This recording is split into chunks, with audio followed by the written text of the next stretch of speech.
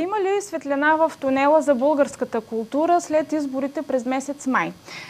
Това е генералната тема, по която ще разговаряме с следващия събеседник тази вечер в Акценти. Казвам здравей и добре дошла на Валентина Василева.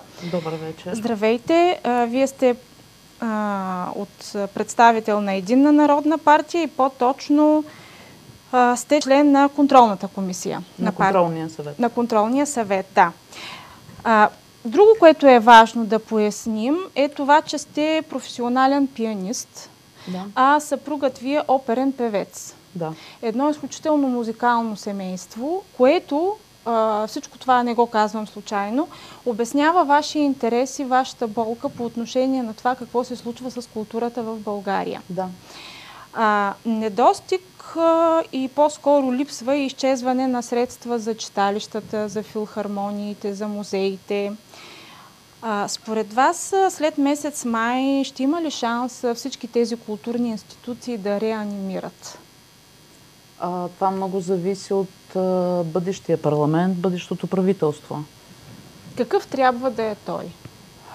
Какви хора трябва да влязат там? Национално отговорен. Проблема в страната, кардиналния за мен, и по това се различаваме и от много напредналите държави, че ние по ресори нямаме дългосрочна програма за развитие. При нас няма дългосрочно стратегическо мислене. Така. При нас всичко се прави на парче, кърпи се на парче. И смятам, че резултата, който видяхме, т.е. протестите, ниските доходи, това обедняване на населението е вследствие на това. Няма приемственост. Партиите, всяка, която идва на власт, тръгва да открива топлата вода. Най-грубо казано.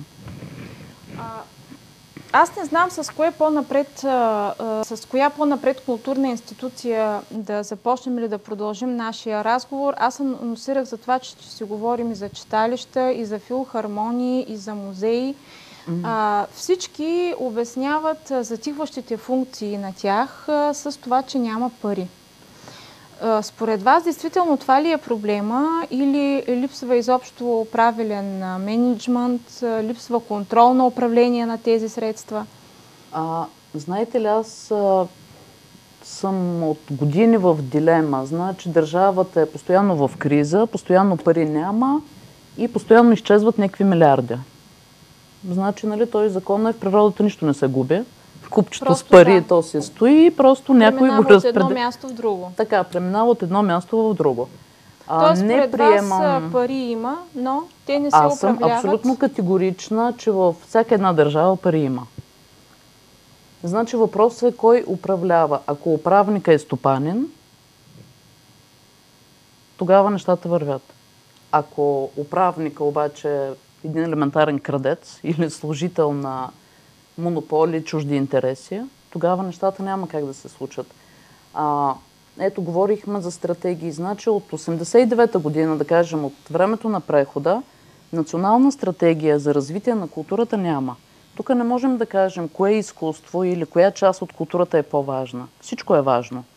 Важно е и експерименталното изкуство. Важни са и читалищата, важен е фолклора, каквото се сетите. Значи въпросът е, че трябва да се седне едно експертно, ако щете, ако не са в състояние само парламентарните партии. Значи нека се седне на един широк диалог между всички партии, съществуващи в страната. Нека се викнат експерти. Нека това е един дълъг период от време, но да се изготви стратегия. Аз исках друго нещо много важно да кажа.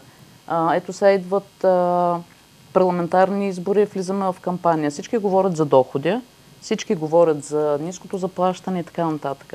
Има три неща. Това са акцентите. Лошото здравеопазване, високата безработица, закриването на малки и средния бизнес и действително рядко се говори за недостига на средства и защо за големите проблеми в културата. Значи не говорим даже за средствата в културата. Има три неща, която една държава, ако иска да бъде просперираща и цивилизована, тя задължително трябва да се грижи за тях. Това е здравеопазване, образование, култура. Разбира се, слагаме акцента, най-важното нещо е здравеопазването, здравето на хората. Ако нямаш нация, граждани, които са здрави, които са образовани, които са културни, Василева, според вас, защо... няма как да имаме икономически растеж. Да, защо вашите политически опоненти пропускат този трети важен за вас и според вас сегмент – културата? Културата. Това също е един голям въпрос. Това много говори за политическите опоненти. Говори за тяхната култура и за тяхното образование. Значи искам да кажа, че въобще политиката страда от ниско експертно ниво. Тоест хора държавници, които да мислят за тая държава, да, аз сега съм на лоста на властта и мисля за следващите 50 години.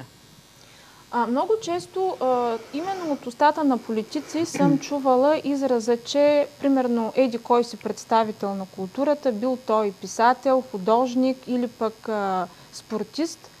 Точно тези хора са най-добрите посланници на съответната държава. Значи, културата, това е лицето на държавата. На практика се получава така, че ето тези посланници, на тях не им се създават условия, им се пречи даже да работят.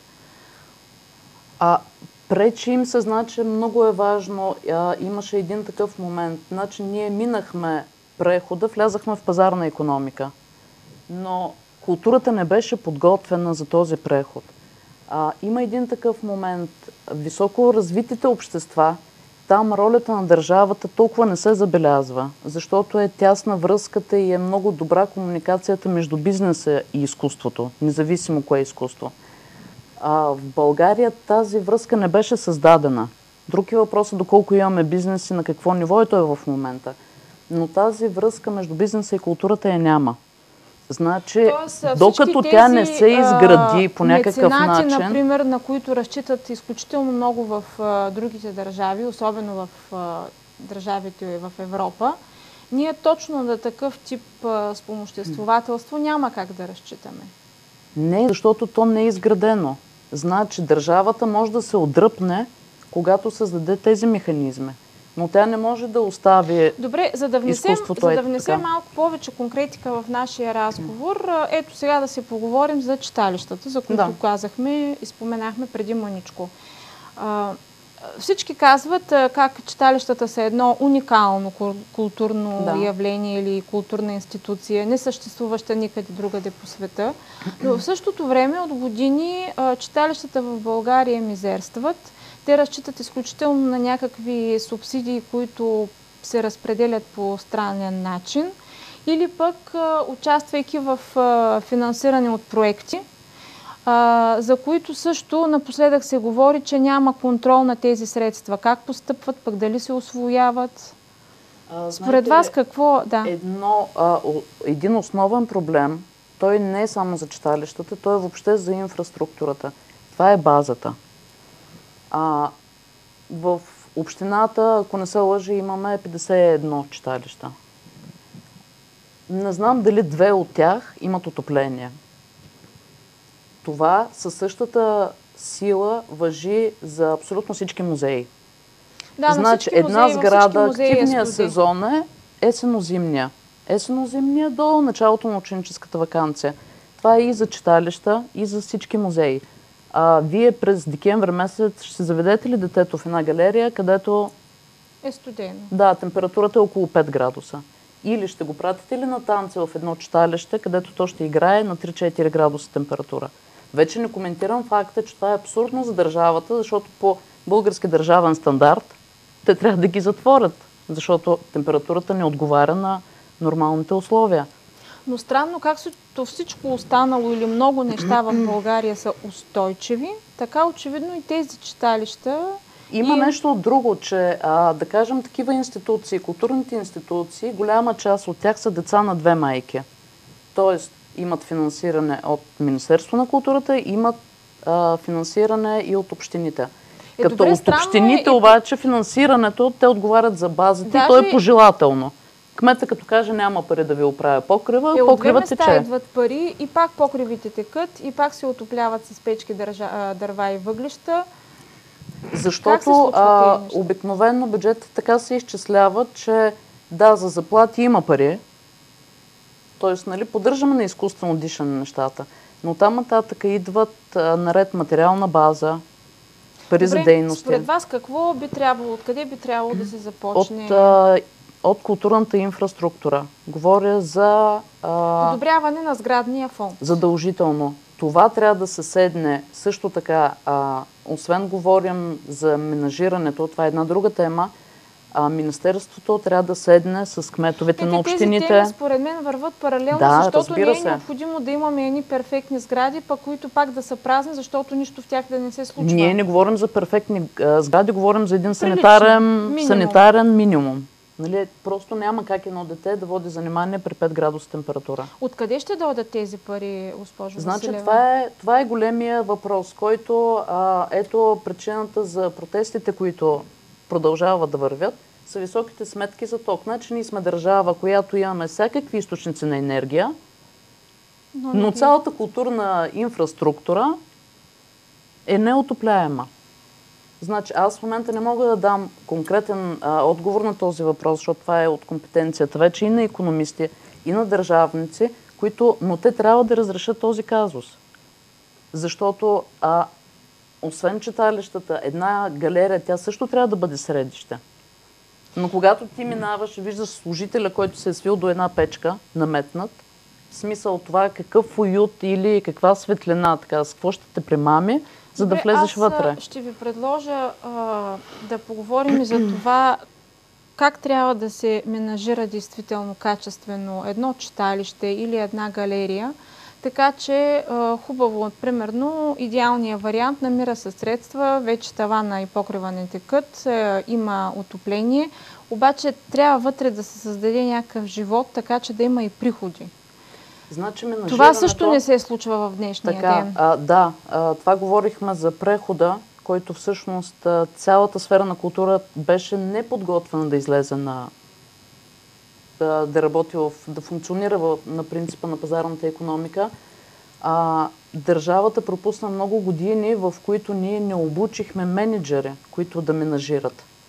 Защото представете си, голяма част от хората, които работят, те са от старата... Това е модерна специалност, госпожо Василева. Сега едва ли не всеки трети завършва някакъв менеджмент. Някакъв, но не културен. Говорим за културен менеджмент. Говорим за културен менеджмент, който след това да бъде практикуван малко, за да можеш ти да менажираш. Сега, на мен лично, честно казано, ми е малко трудно да говоря за галериите.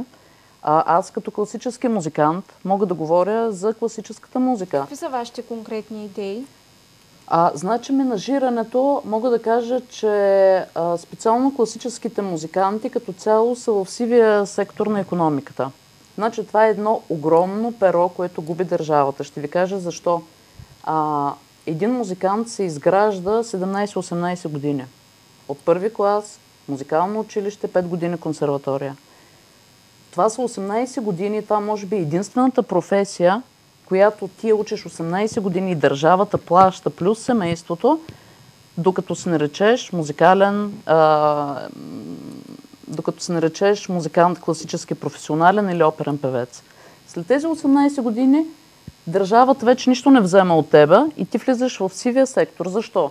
Пътуваш на черно на турнета, защото няма кой да те менажира. В смисъл, договорите са, пътуваш като турист, правиш някакви концерти, връщаш се. Затова никой не е виновен. Значи, виновна е държавата, че тя по-лесно е да съкрати един оркестър. Така, ярък пример, Разградска филхармония. Значи, по-добре да съкратим Разградска филхармония, отколкото да намерим механизъма, по който тази филхармония да носи печалба на община Разград. Това е навсякъде така. Аз мога сега в подробности, не мисля, че имаме време да обясня там колко простичко биха могли да се разрешат нещата и в този сектор. Но държавата е един менеджер. Ако аз искам да се направя труда... В цялата страна, включително и това е изключителен проблем и за нашата, т.е. за Сливенския симфоничен оркестър, липсата на млади сили. Няма желаещи млади музиканти, които да дойдат и да работят и причините са ясни. Причините са ясни, да са разрешими. Един много хубав пример, това е Оперно-филхармонично дружество Русе, където директора се погрижи и Русенска опера има общежития. така, което е прилично направено и където е разрешен всъщност жилищния проблем. Основното е жилищния проблем, защото както и аз, така и мои колеги, ние завършваме консерваторията в София или академията в София или академията в Пловдив, след което обаче трябва да отидеш да работиш някъде. Значи от София как да отидеш в Разград? Нали, заплатата е ясно каква е. Но ако има това, всяка една община може да се погрижи и да отдели един етаж, който да бъде пригоден, и тогава вече могат да се назначат млади хора, които да имат жилищната база и които да работят в този оркестър. До така наречения социален момент, социален елемент. Да, но той не е трагичен. Аз съм сигурна, че това всяка една община може да се погрижи в това отношение. И сега отново следващия ми въпрос ще бъде свързан и с това вече прословото менажиране. Действително, трябва да им се създаде работа на тези филхармоници, така че те да носят още повече приходи. Тоест да не изчакат само на една издръжка на съответната община, а самите те да генерират. Да, значи тук вече е въпрос на политика, как да се вкарат слушателите в залата. Тоест малко трябва и филхармониите да излязат от филхармоничните зали, да излязат, ако щете, с концерти на площада, така че да се види, че няма дистанция и класическата музика не е нещо космическо, нали? За да може да влезе, да бъде привлечена публиката. Оттам нататък, разбира се, говорим за турнета, които могат да бъдат менажирани, когато се обновят съставите, когато има млади хора. Тези оркестри могат да бъдат продавани, могат да си отиват с нормалните договори, с нормалните условия и така нататък. Добре, сега няма как за финал на нашия разговор днес да не ви попитам, след като и вашата цел на изборите на 12 май ще бъде да се включите и да станете едни от управляващите, какво според вас закони ли трябва нови да се пишат? Съществуващите сега ли не се спазват и липсва контрол? Какви ще трябва да са промените, за да се на практика случи всичко това, за което сега си говорим? Защото всичко, както винаги на пръв поглед, изглежда много просто. То наистина не е просто. Да. Искам само една последна скоба да отворя за културата, да дам пример какво значи, когато хората нямат понятие от менажиране и говорим за кметове на градове. Искам да дам за пример амфитеатъра в Пловдив. Значи, амфитеатъра в Пловдив, арена Диверона, е известна в цял свят. Разликата с амфитеатъра в Пловдив е, че той е малко по-малък. Значи, ние се докарахме до там, кмета на община Пловдив, известен, колкото... така, да слага някакви пана, да иска примерно по левчев вход, за да го видим. Сега първо, това никъде го няма в света, защото най-малко този амфитеатър не е построен от този кмет. Тоест тези древни останките навсякъде се гледат как? Свободно, да, ако искаш да влезеш вътре, ще си вземеш билетчно, ти не можеш да сложиш пана. Тогава какво да направят в Атина с Акропола? Да го завият? Смешно е. Или да докараш издръжката на амфитеатъра, да го опаковат, например. Да, или издръжката на амфитеатъра да бъде да правим сватбени церемонии на него. Значи полета на мисълта стига до там. Не можем да се сетим, че в един сезон от май до октомври този театър може да кане топ звезди и да вкарва милиони в община Пловдив. Освен като театър, от левчев ход. Така, не стотици от левчев ход или някой, който е решил да се ожени на сцената на амфитеатъра. Апропо, където може да е имало жертвоприношения много векове назад. Вече стигаме до цинизъм. Така що се касае до изборите, значи закони има в държавата. Кои са добри, кои са лоши, това може много да се коментира. Основният проблем е, че няма контрол и че законите не се спазват. Това също стигаме до културата. Стигаме до това, че гражданите трябва да избират партия независимо, защото сега ще влезем в кампания, ще виждаме основно 5 партии, които до сега са били парламентарно представени. Няма значение партията, голяма ли е, малка ли. Нека се видят лицата, нека се видят платформите на една партия. Оттам нататък най-важното нещо е след изборите... За културата на избирателя. За културата на избирателя, защото борбата за мен като професионалист в политиката е едно кадърно управление. Аз като професионалист знам как да си извадя парите. Аз нямам нужда да влизам в политиката, за да направя далавера. Нали? Значи, нека гражданите внимателно да оглеждат листите, даже и за местните избори, когато дойдат, и да видят кои лица са вътре. Ние имаме нужда от професионалисти и от експерти. От много сериозен контрол. В предизборната програма и платформа на Единна народна партия действително ще бъде изключително силно застъпена и културата. Да. Платформата е готова. Ние имаме готова програма, която е гласувана за цялостно развитие на страната за следващите 5 години. Тази програма сме гласували още миналата година на Конгреса на партията. С чиста съвест сме, ЕНП не е била до сега в парламента, но председателя на Единна народна партия, госпожа Капон, се е доказала с дейността си като народен представител в 40-то Народно събрание. Всеки един гражданин може да види черно на бяло тя какво е свършила. И оттам нататък вече да си вади изводите. Не казвам само гласувайте за Единна народна партия. Гласувайте разумно. Не се подавайте на агитацията, която ще бъде. Те малките партии няма смисъл да гласуваме за тях, защото няма да влязат. Напротив. Разума е понятие субективно и относително, бих казала, за съжаление. Всъщност не за съжаление, но... Да, точно заради това за мен трите неща за една държава са основните: здравеопазване, образование и култура. Да. Това са трите неща, които, ако ние ги постигнем, оттам нататък целият механизъм на една държава до икономическия растеж и високите доходи ще дойдат от само себе си.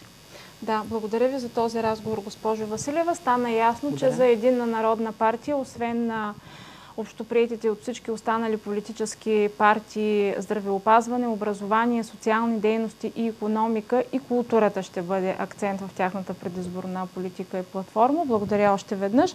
И на вас, уважаеми зрители, благодаря, че предпочетохте компанията на Акценти и тази сряда вечер. Разделяме се с вас до петък с пожеланието: бъдете здрави и останете с програмата на Канал 6.